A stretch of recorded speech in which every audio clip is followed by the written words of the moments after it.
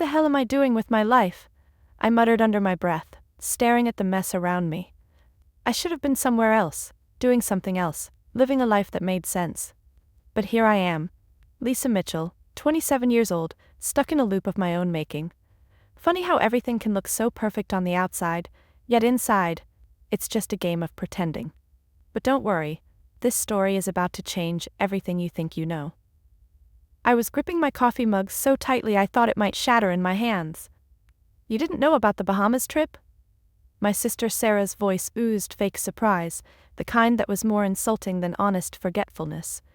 I thought Mom told you. We're all going next month. Mom, Dad, Brian, and me. Someone needs to watch their pets while we're gone, though. Mom said she'd ask you. For a second, I couldn't even process her words. I blinked, staring at the dull morning light flooding my kitchen window. No, Mom hadn't told me anything. Not about any tropical trip. Not about pet sitting. Not about being excluded. I steadied my breath, trying to sound normal. No, Sarah, Mom hasn't mentioned anything about the Bahamas, or about me watching the dogs. Well, you know how she is, Sarah giggled. She probably forgot. But you're not busy anyway, right? You can watch Rocky and Max. Mom was counting on you. Right, of course she was, because I was the one not going, the one left behind. Again. I couldn't even finish my coffee. I placed the mug down slowly and stared at the steam rising from it, like the last warmth of any illusion I had about being an actual part of this family. It wasn't even the trip itself that hurt the most. It was how I found out, accidentally.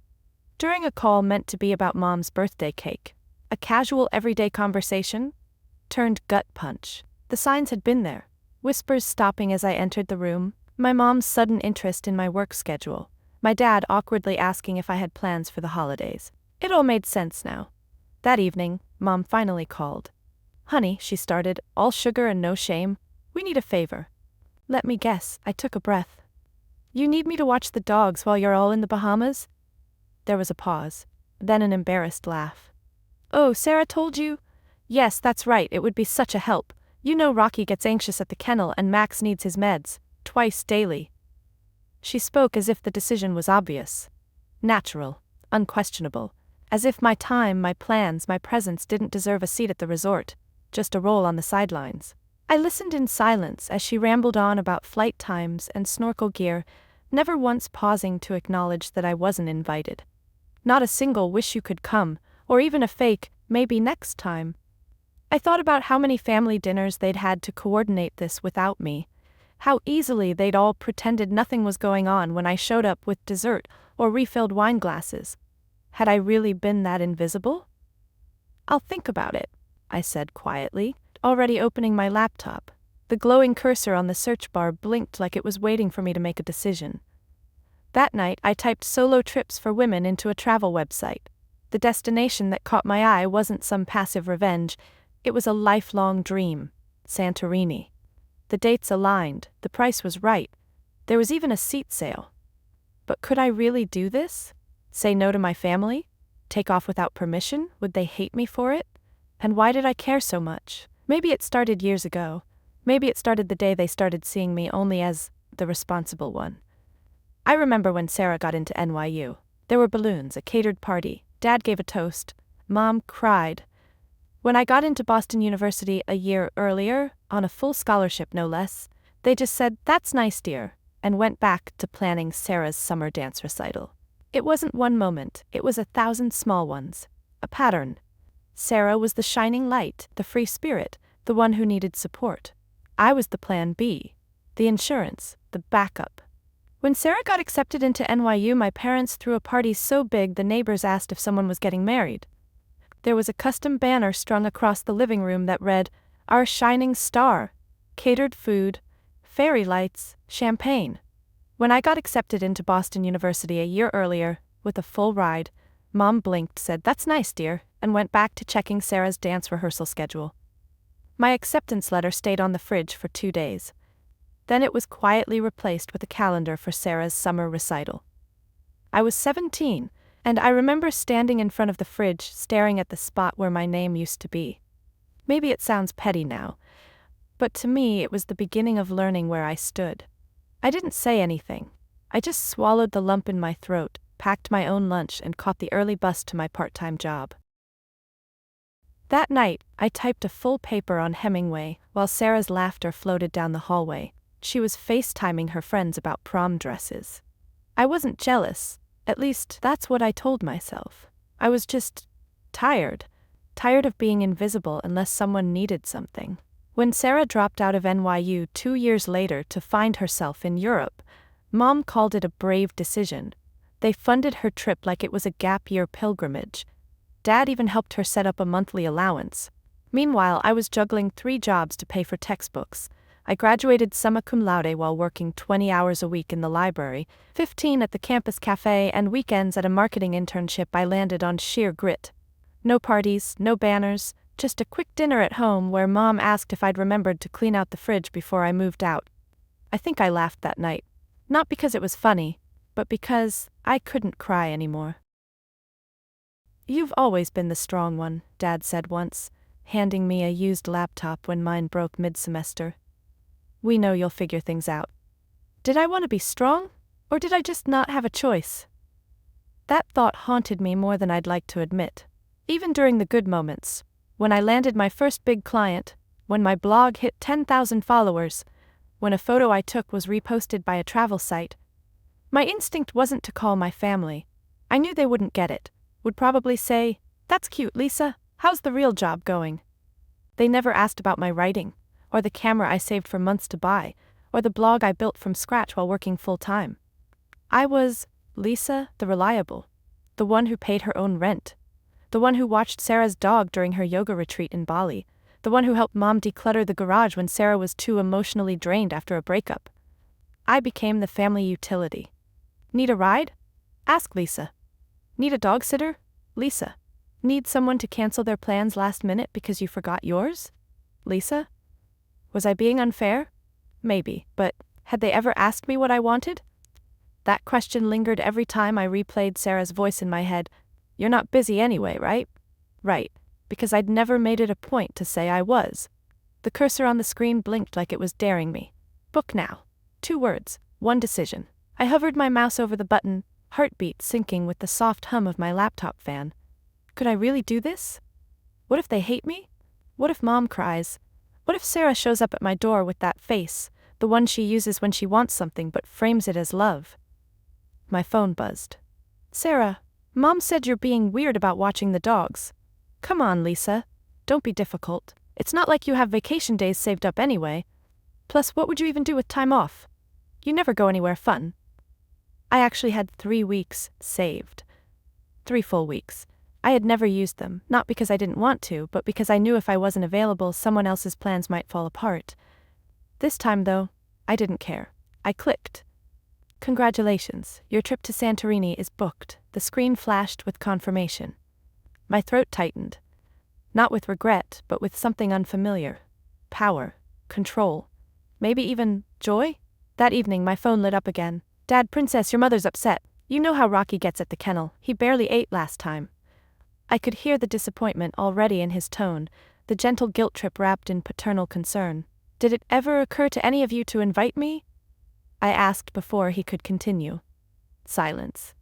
"Well," he said after a pause, "Sarah mentioned you probably couldn't get time off, and you know how your mother likes to plan these things." "Right," I interrupted. "Just like she planned my graduation dinner. Oh wait, she didn't, because Sarah's semester abroad came up and you all flew to Paris instead."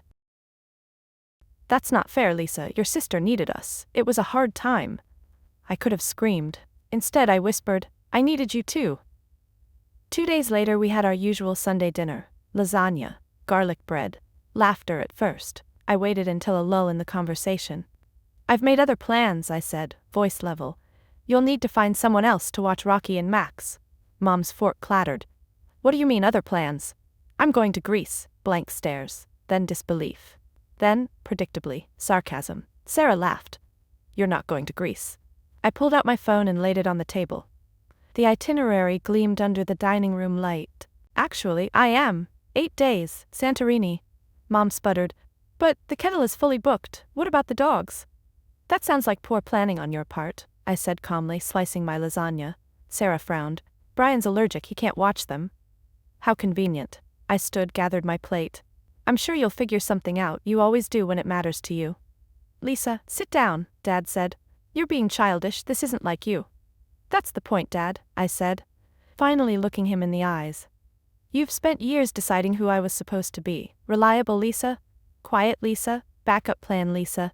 Did it ever occur to any of you that maybe I wanted to be included? Silence. Mom looked on the verge of tears. Sarah opened her mouth, but nothing came out.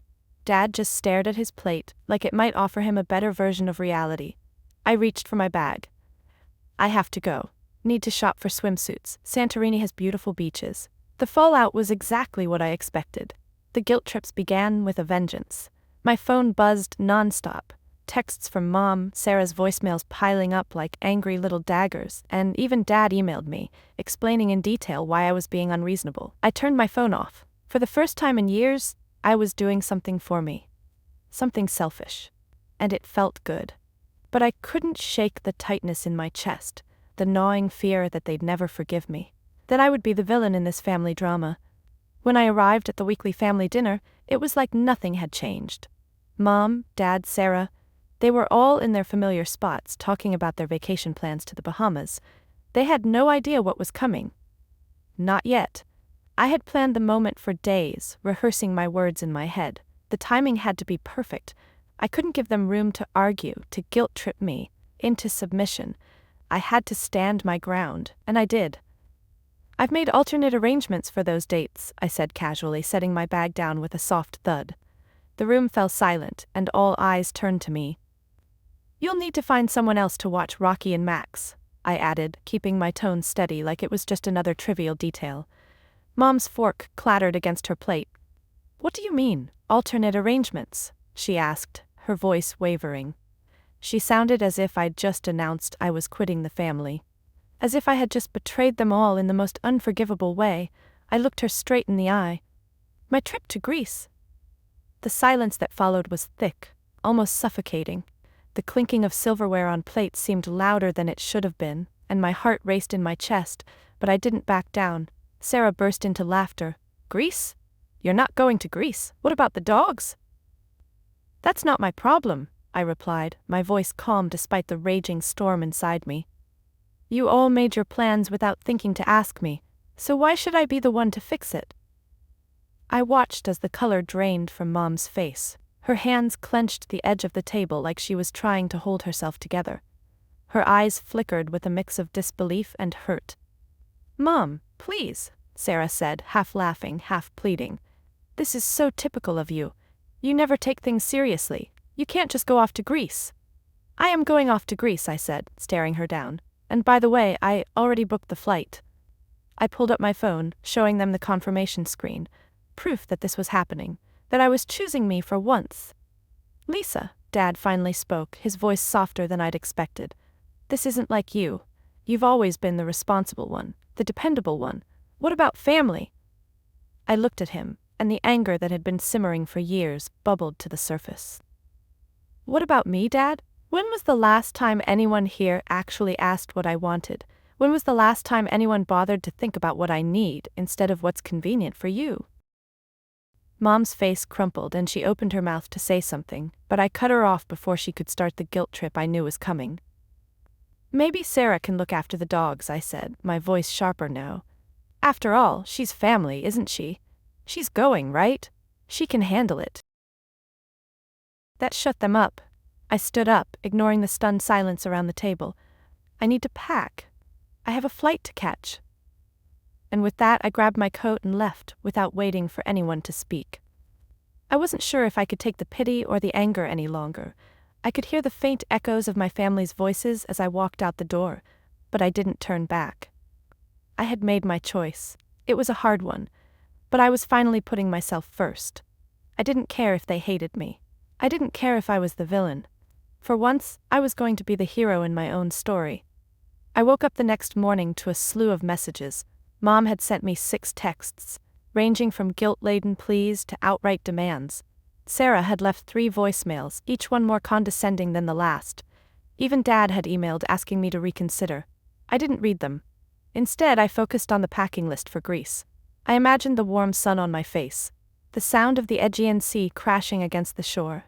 The quiet freedom of being alone in a beautiful place where no one expected me to be anything other than myself.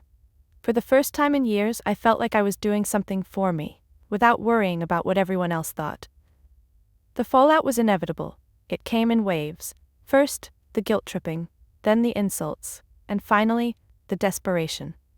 Mom called that evening, her voice trembling with frustration. "Lisa, you can't just abandon us like this. Rocky and Max need you. They can't go to the kennel, you know that." I leaned back in my chair, closing my eyes for a second. I felt something stir inside me, a strange sense of peace. I had already made my decision. I wasn't going to let them pull me back into the role they had written for me my entire life. "I'm not abandoning anyone, Mom," I said quietly but firmly. "You've all made your plans without considering me. Now it's time for me to make mine." She didn't respond at first. Instead, she let out a deep sigh, the kind of sigh that echoed with all the unspoken things we'd never talked about.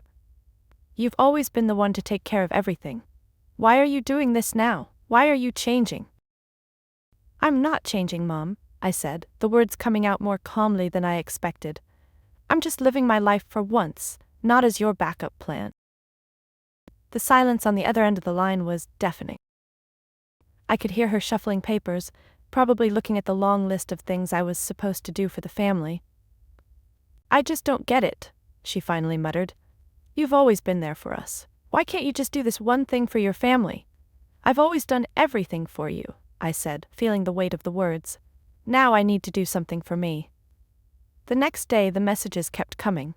Mom sent more texts, some apologetic, others dripping with passive-aggressive guilt. Sarah, too, bombarded me with voice notes and texts, each one more cutting than the last. "You're being selfish, Lisa," she wrote in one text. "Mom and Dad need you. Why are you doing this to us? Are you really that desperate for attention?" I felt a brief pang of doubt. Was I being selfish? But then I thought about everything I had given up over the years.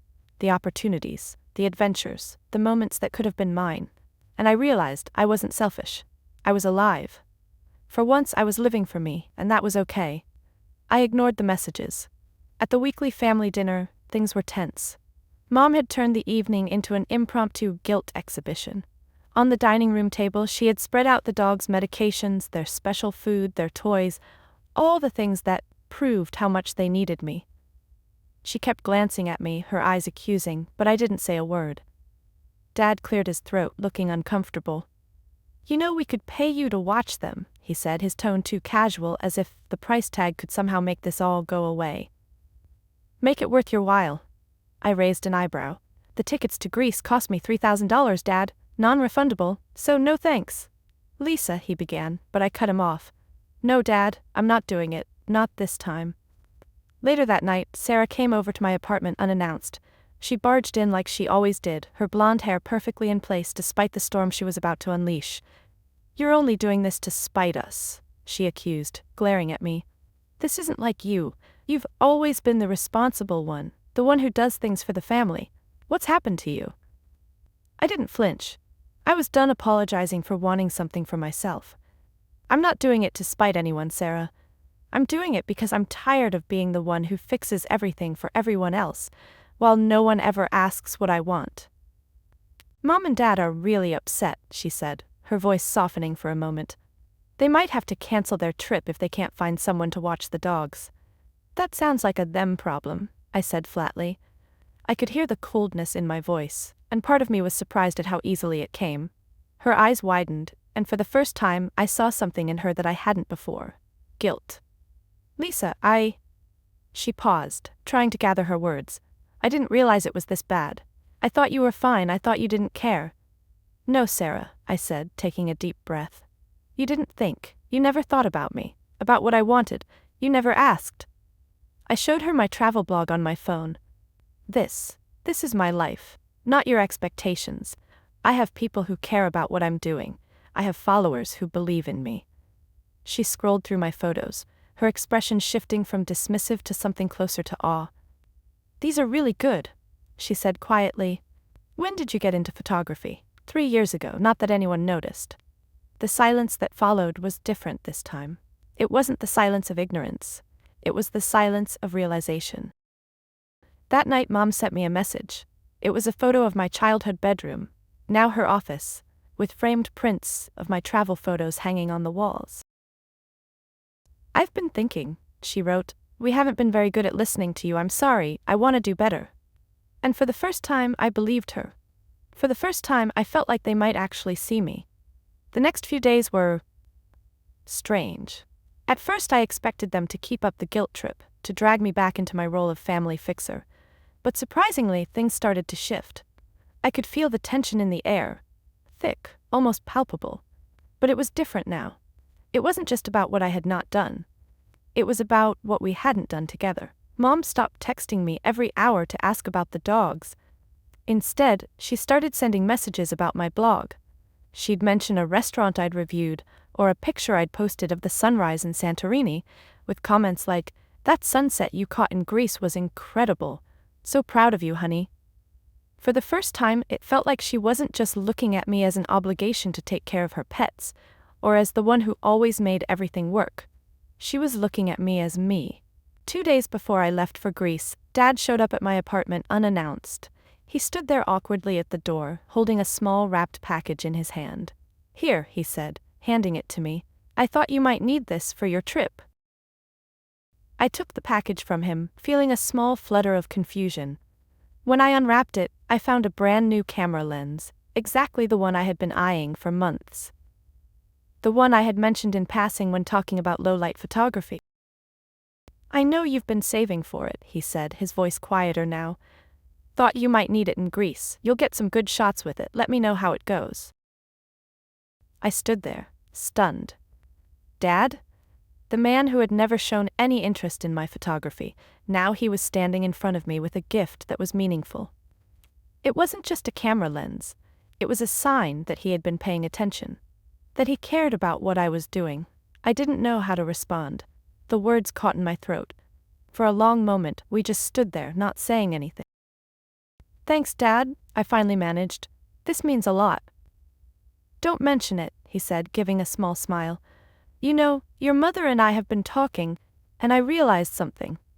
I waited for him to continue, but he just looked at me with a sincerity I'd never seen before. "She's been worried about you, about us not seeing you for who you really are. We both have. We're trying, Lisa. We're really trying." I didn't know what to say. I didn't know how to explain that this was exactly what I had wanted all along. Not the lens, but the understanding. The day before my flight, I found an unexpected message waiting for me. It was from Sarah. "Sarah, I know I've been a lot, out of line. I didn't get it, but I do now. I don't know what made you snap, but I'm proud of you, Lisa. You did something for yourself, something that matters." I stared at the message for a long time. It wasn't perfect. It wasn't the full apology I'd expected, but it was a start. It was her way of saying that she saw me, finally. The next family dinner after my return to the States was nothing like the ones before. There was no tension, no guilt, no passive-aggressive remarks. It was almost normal. Mom had turned some of my best travel photos into framed prints and placed them around the dining room. She even used one of my photos as the centerpiece for the table. The little logo I'd designed for my blog had been printed on place cards. It was subtle, but it was enough. "I've been thinking," Mom began as we all sat down, the dishes passed around the table. "I know we've been a bit blind, haven't we?" I looked at her, unsure where this was going. "We've always seen you as the reliable one, Lisa, but we never really saw you. I'm sorry for that. I've been trying to change." I could feel the weight of the words in the air, hanging between us like a bridge finally being built. Dad nodded. "Your mother's right. We've been so focused on what you could do for us that we didn't notice what you wanted for yourself." "I'm sorry too." And Sarah surprised me the most. She looked at me across the table, her usual confident grin replaced by something more genuine. "I guess I've been so busy trying to outdo you, I didn't realize you were living your own life all along," she said, glancing at my latest blog post on her phone. "You're pretty good at this photography thing, Lisa. Maybe next time you can teach me some tips?" For the first time, she wasn't competing with me. She was asking for help. She was acknowledging that I had something to offer, something valuable. It was a small step, but a huge one for us. The family dynamic was changing. Slowly, but changing. As the dinner went on, I noticed the subtle shifts. Moments where everyone spoke with intention, where my dad actually asked about the travel blog, where Sarah genuinely seemed interested in my photography, where Mom acknowledged the sacrifices I had made without anyone else asking. They were trying. They were listening. For the first time they saw me. And I realized maybe they weren't the only ones who had to change. I had too. I had learned to stand up for myself, to say no when it mattered, to put myself first. The morning after my return from Greece, I woke up with a sense of peace I hadn't known in years. The rush of the trip had faded, but something deeper had stayed with me. A sense of clarity, of belonging in my own life. It wasn't just about the beautiful landscapes of Santorini or the people I met along the way. It was about realizing that I could have something just for myself, and that maybe my family would be able to accept that. Slowly, but surely. I pulled up my blog that morning. There were hundreds of comments, more than I had ever gotten before. People were sharing their own stories about breaking free from expectations, about finding their own paths, just like I had done. Some thanked me for inspiring them to pursue their dreams. Others simply said, "Thank you for showing us that it's okay to be selfish sometime." I didn't have all the answers. I didn't have everything figured out. But I knew one thing for sure. I wasn't going to hide behind my family's expectations any longer. A few weeks later, we gathered for Thanksgiving dinner. It was different this time. There were no awkward silences, no hidden resentments. The air felt lighter, almost like the first breath after holding your breath for too long. Mom had arranged my travel photos around the dining room, mixing them in with the family portraits. There was a framed picture of me with the sunset in the background, standing on the cliff in Santorini. I hadn't known she'd kept it, but seeing it there, on the wall, it felt. I caught Mom staring at it for a long moment before she caught my eye and gave me a small but sincere smile. "I've always been proud of you, Lisa. I just didn't know how to show it until now." Dad pulled out a folder filled with brochures and notes, clearly excited. "So, we were thinking about another family vacation," he said, his voice filled with a genuine eagerness that caught me off guard. "Maybe Italy? You could plan it. We'd love to have you help us, maybe even teach us a thing or two about photography along the way." "Italy sounds perfect," I said, feeling a sense of excitement I hadn't anticipated. "But this time, I'll handle the itinerary. I'd love to show you guys how to take better pictures, but I'm going to need everyone to trust me to make the decisions this." There was a brief pause as they looked at me, and for the first time, it didn't feel like I was asking for permission. It felt like I was being asked for my input. The shift was subtle, but it was real. As we sat down to eat, I reflected on everything that had changed. It was no longer just about taking a vacation. It was about seeing each other in a new light, understanding that we all had our own lives, our own needs, and that we could find a way to make space for one another without losing who we were. It wasn't perfect. There were still moments of awkwardness. Still times when Mom tried to take control or Sarah made a joke about my little blog. But those moments didn't define us anymore. We were learning to navigate this new dynamic, a dynamic where I was finally included, not as the family's caretaker, but as me. The last text I got from Sarah that night was different than all the others. It wasn't judgmental or passive-aggressive. It was simple, and it hit me in a way I hadn't expected. "Sarah, you were right, Lisa. You've always been the one to put us first. I see that now. I'm proud of you. Really." I smiled to myself, my fingers hovering over the keyboard. I typed a quick response. "Lisa, thanks, Sarah. It feels good to finally do something for myself." The following months were a blur of excitement and planning. We settled on Italy for our family trip, and this time it felt different.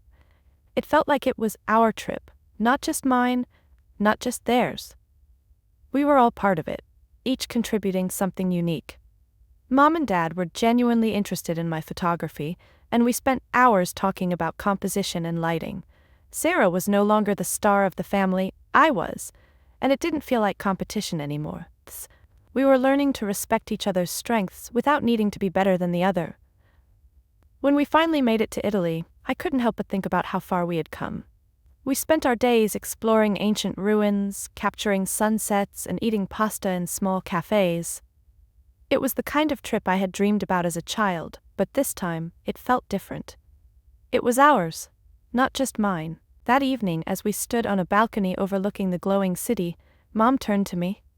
"You know, Lisa, I think I'm starting to understand why you went to Greece, why you needed to do it." I nodded, feeling a weight lift off my chest. "I just needed to find myself, Mom, and I needed you all to see me too." 6 months after our trip to Italy, things felt, well, normal. Not the kind of normal that you slip into because it's comfortable, but the kind of normal that you build together. Piece by piece, conversation by conversation. It was Thanksgiving again, and we gathered around the same dining table, but this time, it didn't feel like we were just going through the motions. Mom had framed several more of my travel photos, each one capturing a moment in time, each one a story that was finally being heard. Dad had started asking me for advice on how to improve his photography, and I couldn't help but chuckle when he proudly showed me the new profile picture he'd taken of himself on his phone, complete with terrible lighting and an awkward pose. But it didn't matter. He was trying. He cared. Sarah had become one of my biggest supporters. She had started asking for tips on how to take better photos for her yoga studio's social media. She posted one of my photos on her feed, tagging me with the caption, "My sister's an amazing photographer, you need to check her stuff out." It was small, but it was everything. We were learning to share space, not in a way that competed, but in a way that celebrated our differences. We were still the same people, but somehow, we were stronger together. I was sitting in the living room one evening, scrolling through my blog posts, catching up on messages from followers when Mom walked in. She sat down next to me, her eyes soft, and placed a hand on mine. "I just wanted to say, Lisa," she started, her voice trembling slightly, "I don't know how I could have missed it for so long. I see you now, I really do." I looked up, surprised by her words. This wasn't just an apology, it was a true acknowledgement. She continued, "I think I was so wrapped up in controlling everything that I never stopped to see you, and I'm sorry for that." I didn't know how to respond, so I just squeezed her hand, silently accepting the apology. But it wasn't just about forgiveness, it was about understanding. She had changed, and so had I. We weren't going back to the old ways, we couldn't. "I'm proud of you," she added, her voice steady now. "I'm proud of who you've become." The shift wasn't just with my family, it was with me too. For years, I had felt like I wasn't enough unless I was taking care of someone else. I had been the reliable one, the one who did everything for everyone, but never asked for anything in return. It took a trip to Greece, a few difficult conversations, and a lot of soul-searching to realize that I wasn't just Lisa the responsible one. I was Lisa, full stop.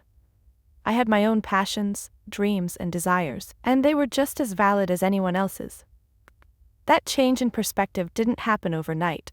It was a long, slow process of letting go of the role I had played for so long and stepping into something new. Something real. I had always thought that if I didn't keep giving, I'd lose my place in my family. But now I realized that giving myself space to grow didn't mean I was abandoning them. It meant I was making room for everyone to grow, including me. As the months passed, the family dynamic became more balanced. We still had our moments of tension, but they were fewer and further between. Instead of my needs being an afterthought, we made time to talk about our individual goals, struggles, and triumphs. It wasn't perfect, but it was progress. One evening, as I sat at the kitchen table editing photos for my next blog post, Dad walked in with a cup of coffee and sat down across from me. He cleared his throat and pushed a small envelope toward me. "What's this?" I asked, eyeing the envelope suspiciously. "Something for your next trip," he said with a grin. Inside the envelope was a plane ticket. Not just anywhere. New Zealand. It was a place I had dreamed of going for years, ever since I had started my photography blog. I had mentioned it to my parents in passing a few months ago, but I hadn't expected them to actually make it happen. "This is for you," Dad said, his voice more serious than usual. "You've earned it, Lisa. You've always put everyone else first. It's time for you to have something just for you." I was speechless. I couldn't remember the last time I had been given something like this, something that said, "I see you." "I don't know what to say," I whispered, blinking back tears. "You don't have to say anything," Dad replied. "Just go. Do what makes you happy." Looking back, I realized that everything changed because I stopped waiting for permission. I stopped pretending that my dreams didn't matter, and I stopped allowing my family to define who I was. They had always seen me as the responsible one, the reliable one, but they had never seen me as me. Now they do. And I do too.